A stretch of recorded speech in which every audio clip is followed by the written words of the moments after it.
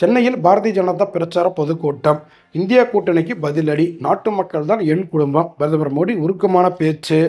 அவையில் பேசவோ ஓட்டு போடவோ லஞ்சம் வாங்கும் எம்பி எம்எல்ஏக்களுக்கு சட்ட பாதுகாப்பு கிடையாது. சுப்ரீம் கோர்ட் 7 நீதிபதிகள் அமர்வு பரபரப்பு தீர்ப்பு. அரசு சேவைகளை மேலும் சிறப்பாக செயல்படுத்த நீங்க நலமா திட்டம் நாளை தொடக்கம். முதலமைச்சர் மு.க. ஸ்டாலின் அறிவிப்பு.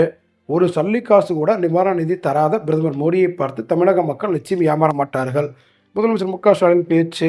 வழக்கில் இருந்து விடுவிக்க கோரிய செந்தில் பாலாஜியின் மனுவை தள்ளுபடி செய்ய வேண்டும். சென்னை கோர்ட்டில் அமலாக்கத்துறை பதில் மனு.